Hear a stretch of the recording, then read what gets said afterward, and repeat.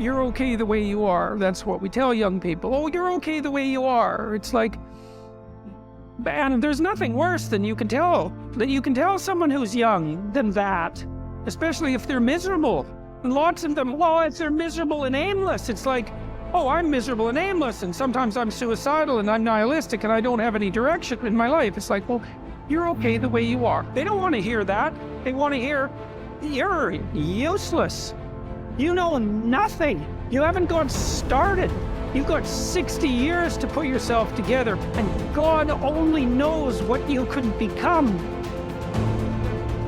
I used to say, I sure hope things will change. That seemed to be my only hope.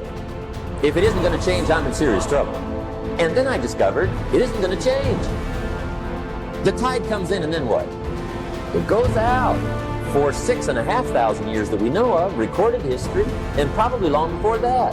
So it is not going to change. It's going to be about like it's always been. It gets light, and then what? It turns dark. 6,500 years. See, it's not likely to change. Mr. Schultz said, Jim, I've only known you a short time. But he said, it's already my honest opinion that for things to change for you, you've got to change.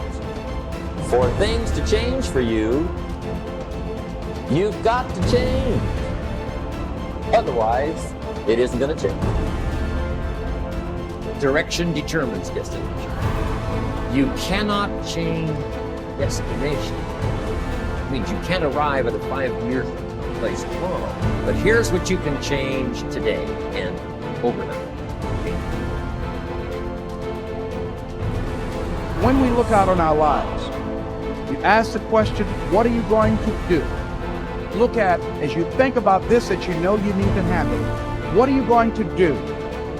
And then write down 3 strong reasons on why you know you must take action. And be explicit and descriptive in your reasons, because your reasons have power. Your reasons will drive you. When you have doubt, when your faith becomes weak, your reasons will fortify your faith.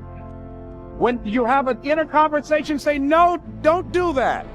Your reasons will become your rod and your staff to comfort you, to take you through those challenging moments. So write down your reasons. And what you will find, that when you decide to act, when you decide to take life on, and let me warn you, it can be painful, it will be uncomfortable, and that's where the growth is. Luck is a word that people usually use to describe things that happen that they don't understand and can't explain. You, like everyone else, have a strong need to make sense of your life and what is going on around you. Psychologists call this a need for a sense of coherence, or an understanding of how things hang together. When this sense of coherence is threatened by things that seem to happen by chance, either positive or negative, we reassert mental order and peace of mind by writing it off to luck of some kind. Once you can say, he or she was just lucky, or I just got a lucky break, it gives you a sense of comfort and security and enables you to stop thinking about how and why a particular thing happened, even though it might have been a remarkable coincidence. Interestingly enough, successful people have a tendency to both feel lucky and to be lucky, and they often attribute their successes to luck. Sometimes successful people say this to avoid the envy attached to high achievement. They claim that they were just lucky so that they appear humble and ordinary in the eyes of others. Unsuccessful people, on the other hand, attribute much of the success of others to their being lucky rather than to their being talented.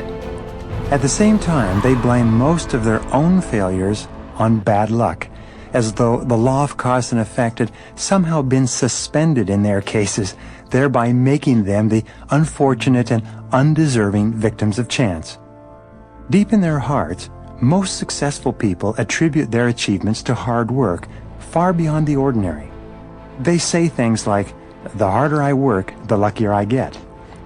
They believe that they have earned their success and that they deserve the occasional lucky break that seems to pop up and propel them forward far faster than the ordinary. The fact is, your luck can be managed, and increased by applying certain mental and physical laws that apply to luck in your own life. What you're about to learn about luck and success could change your future. Wilfred Peterson once skillfully said, "Walk with the dreamers, the believers, the courageous, the cheerful, the planners, the doers, the successful people with their heads in the clouds and their feet on the ground." If you seek self-improvement, you can inspire people around you as well, which will reciprocate in a positive light. Your circle of friends and acquaintances should uplift you rather than bring you down. In a way, the people you hang out with are a reflection of your standards. Stay away from toxic individuals who slack off and do not encourage you to fulfill your goals and push your limits. As they say, if you are the smartest person in the room, then you are in the wrong room. While surrounding yourself with like-minded and gifted people is important, the ones you hang out with should also have a positive outlook. After all, your worth and value will mostly be measured by the 5 people you are closest to. Find inspiration. Seeking inspiration is another way to keep growing, especially when you are facing creative blocks. To a large extent, getting inspired is triggered internally. Even though it waxes and wanes along one's creative process, you can still seek external sources to find inspiration. In reality, we all can use inspiration to remain positive and feed our souls. This not only boosts your creativity, but gives you something to look forward to, particularly during those times of hardship and uncertainty. At times, feeling inspired is the only way to clear the mayhem you are experiencing and moving forward with your life. There are countless ways to find inspiration around you. Reading, exercising, meditating, painting, or a stroll in the park are a couple of ways to recharge your batteries. Inspiration can be both active and passive. Finding active inspiration motivates you to create something with great purpose, whereas passive inspiration enables you to see the skills and talents of other people and draw your motivation from them. At times when you find yourself in the doldrums, you may conclude that you are just not skilled enough for a certain task. In truth, you simply lack inspiration for the creative juices to flow. By engaging with your entourage and surroundings, you can hope to ignite that spark that will unlock all the doors in front of you.